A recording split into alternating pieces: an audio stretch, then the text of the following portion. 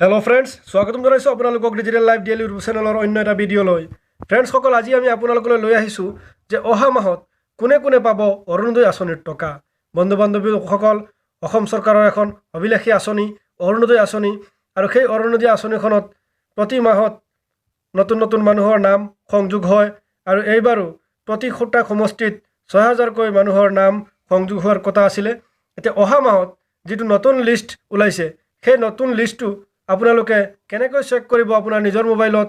সমষ্টি, পঞ্চায়ত, গাঁও আৰু বয়স সকলো একেলগে চাব পাৰিব আপোনালোকে।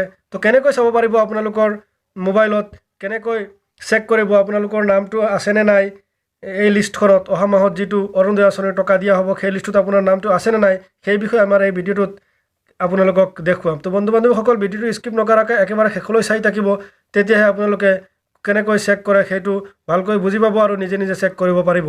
তো বন্ধু বান্ধৱীসকল, বলক পলম নকৰাকৈ আমি ভিডিঅ'টো আৰম্ভ কৰোঁ।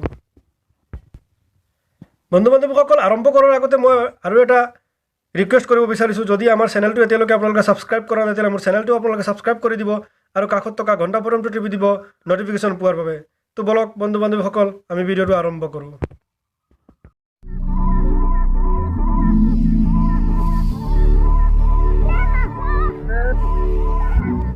বন্ধু বান্ধৱীসকল, আজি আমাৰ ভিডিঅ'টো হৈছে যে অৰুণোদয় আঁচনিত যিসকলৰ নাম আছে বা যিসকলে নতুনকৈ এপ্লাই কৰিছে, অহা মাহত সেইসকলে টকা পাবনে নাই, লিষ্টত নামটো আহিছেনে নাই, কেনেকৈ চেক কৰিব, সেই বিষয়ে আমি আমাৰ এই ভিডিঅ'টোত আপোনালোকক ষ্টেপ বাই ষ্টেপ দেখুৱাই যাম।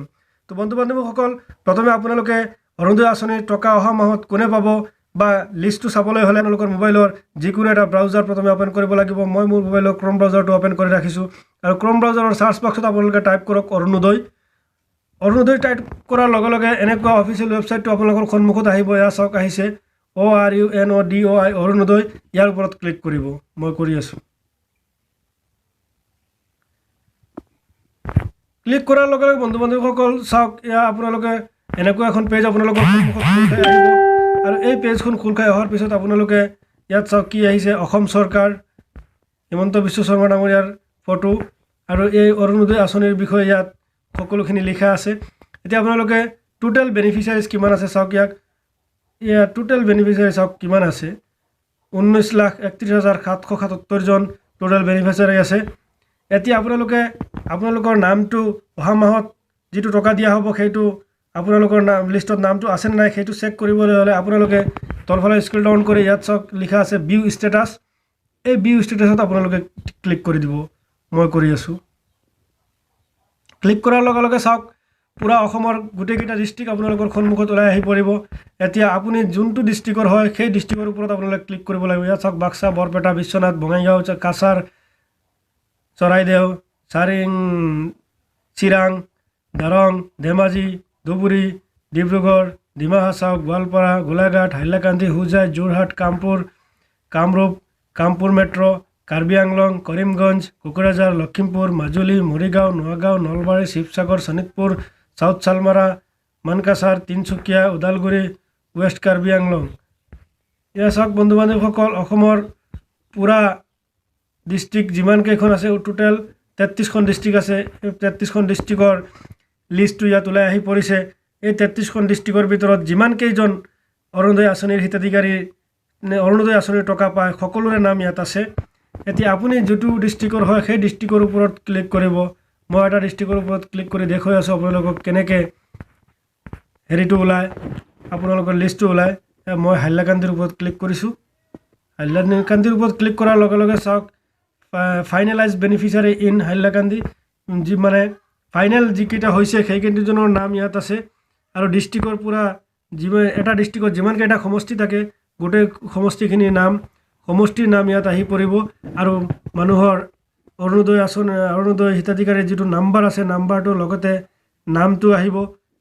তাৰপিছত bank account number, IFSC code চব, কোনটো বেংকৰ একাউণ্ট দিছিলে, সকলো ইয়াৰ সন্মুখত আহি পৰিব। এয়া আপোনালোকে চাওক, তলফালে স্ক্ৰল ডাউন কৰি চাব পাৰিব। এতিয়া বন্ধু বান্ধৱীসকল, এতিয়া আপুনি ধৰি লওক ইয়াত লিখা আছে, এটা নাম্বাৰ 3 নম্বৰত আছে জলিল বেগম চৌধুৰী।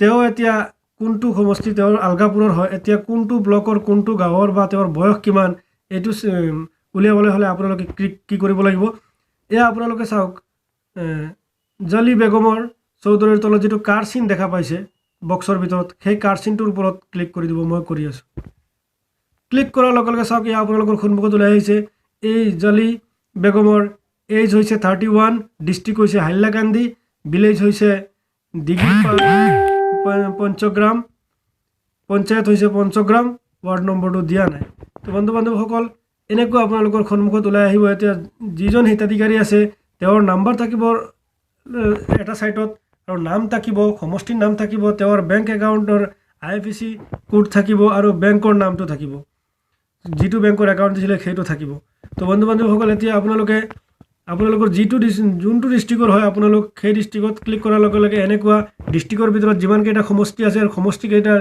পুৰা সমষ্টিৰ লিষ্ট আপোনালোকৰ পুৰা ডিষ্ট্ৰিক্টৰ লিষ্ট আপোনাৰ সন্মুখত আহিব আৰু সমষ্টি ৱাইজ আহিব সমষ্টিৰ নাম লগত থাকিব এতিয়া সমষ্টিৰ নাম লগত থাকিলে এতিয়া চাওক আপোনালোকে শাহজাহানা এই 4 নম্বৰত চাওক শাহনাজ বেগম আলগাপুৰৰ হয় তেওঁ এতিয়া আলগাপুৰ হয় তেওঁৰ কোনটো গাঁৱৰ বা কোনটো পঞ্চায়ত ইয়াত ক্লিক কৰিলে কৰ্মুখত ওলাই আহি যায় এয়া চাওক আহিছে এজ 33 হাইলাকান্দি পঞ্চগ্ৰাম গাঁও পঞ্চায়ত পঞ্চগ্ৰাম তাৰপিছত বন্ধু বান্ধৱসকল আপোনালোকে তলফালে স্ক্ৰল ডাউন কৰিব ইয়াত 10 নম্বৰলৈকে আপোনালোকক দেখুৱাইছোঁ আমি আপোনালোকে ইচ্ছা কৰিলে ইয়াত 50 নম্বৰলৈকে দেখিব পাৰিব আৰু ইয়াত চাওক ইয়াত কিমান 10 15 20 25 30 আপুনি যদি ইচ্ছা কৰে 30 লৈকে চাব পাৰিব 35 40 50 লৈকে আছে একেলগে 50 জন লিষ্ট চাব পাৰিব আপোনালোকে এয়া চাওক লিষ্ট ওলাই গ'ল এতিয়া 10 দেখা পাইছিলে আপোনালোকে এতিয়া 50 আহি গ'ল পুৰা তো এনেকৈ বন্ধু বান্ধৱসকল আপোনালোকে